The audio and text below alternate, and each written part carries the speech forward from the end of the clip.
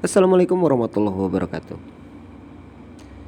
Semoga menginspirasi buat teman yang melihat atau mendengar cerita ini. Seorang laki-laki yang bekerja keras, dia menggeluti satu bidang yang memang bidangnya itu saja. Apapun yang terjadi bidangnya itu. Dia dibayar murah bidangnya itu. Dia mengerjakan sesuatu bidangnya itu. Dia hancur bidangnya itu. Sebagaimana contoh, misal dia mengerjakan profesi sebagai pembuat sepatu. Jadi bergelut di bidang sepatu. Pada suatu ketika histori sejenak mundur, awal mula dia berkarir dan memahami tentang sepatu, dia hanya dari jasa keliling sebagai tukang sol keliling yang selalu bergelut untuk menawarkan jasanya untuk mengesol dari sepatu-sepatu yang memang jebol dan memang belum disol. Dia awal mula dari situ dan dia tetap bergelut, bahkan sampai dia menerima hinaan dan tidak sama sekali pernah gak dibayar atas jasa-jasanya.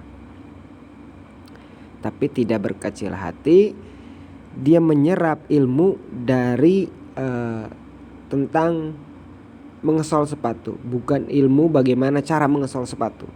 Tapi dia tahu caranya, dia tahu memahaminya, bahwa jika sepatu ini tidak disol maka akan gampang sekali cepat jebol karena mengandalkan lem saja tidak cukup.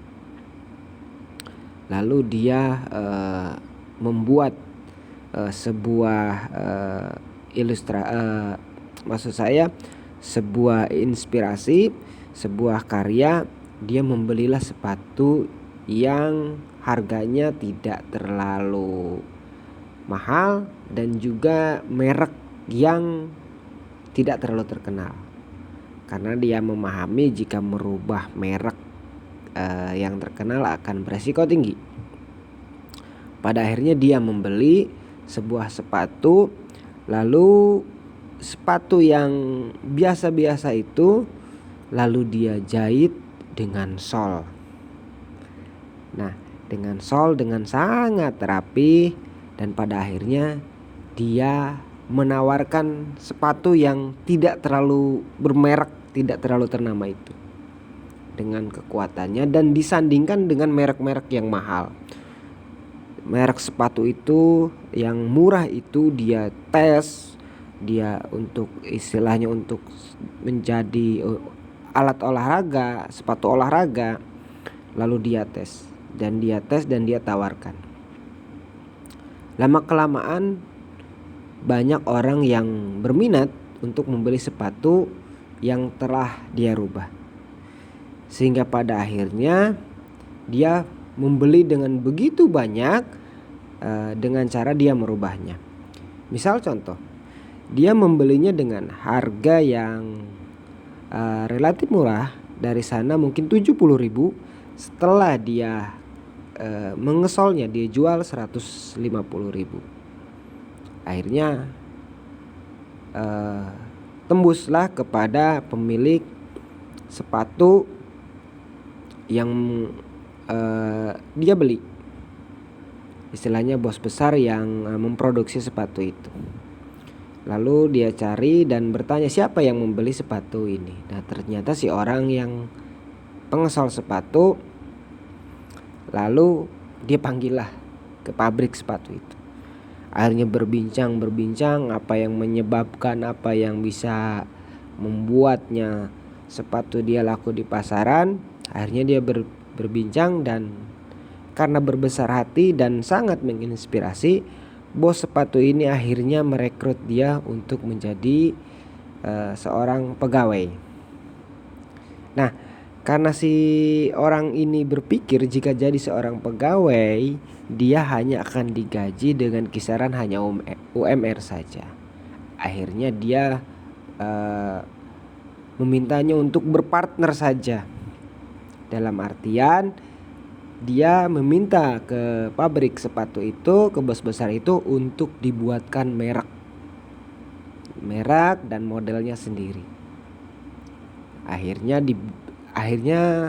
setujulah mereka bekerja sama dan membuat merek, dan dia berpartner dengan pabrik itu.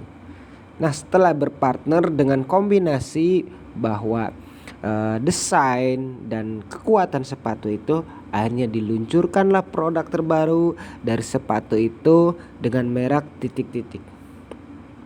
Lalu penjualannya yang tadinya dari 70.000 di up jadi 150.000, dia buat dengan packaging bagus, dengan model yang bagus, desain yang kokoh dan yang kuat, mereka jual 300.000 dengan pembagian hasil 50-50 antara keuntungan dari pabrik dan keuntungannya buat dia.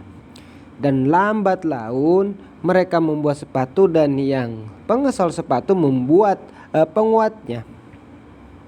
Akhirnya berhasil dan sehingga sukses di antara kedua. Nah, dari contoh ini kita bisa diambil pelajaran bahwa dari dasar pembelajaran dan menjadi seorang yang berhasil itu membuat proses, tapi juga butuh kecermatan dalam berpikir bagaimana seseorang ini bisa berhasil. Jadi bukan hanya semata-mata untuk mengikuti alur atau seperti contoh tadi, bagaimana jika dia menjadi seorang karyawan saja, dia tidak akan mampu untuk mensukseskan atau membuka lapangan pekerjaan. Nah, ini dia contoh bagaimana pengambilan ilmu dalam bidang tertentu, bidang itu digeluti maka akan menjadi mahir. Sebagaimana yang diceritakan di contoh-contoh tadi, semoga kita pun seperti ilustrasi dari contoh itu. Jadi tetap berjuang di bidang masing-masing terus apapun yang terjadi. Bahkan dari contoh tadi kita bisa mendengar bahwa dia pernah tidak dibayar atau pernah dihina karena menjadi tukang sol sepatu keliling. Tapi lambat laun saking mahirnya dan dibukakan jalan, dibukakan keberuntungan, maka dia bisa berhasil dan pada akhirnya dari contoh tadi dia bisa sukses. Semoga kita bisa sukses di bidang masing-masing. Selamat mencoba dan tetap semangat. Terima kasih. Wassalamualaikum warahmatullahi wabarakatuh.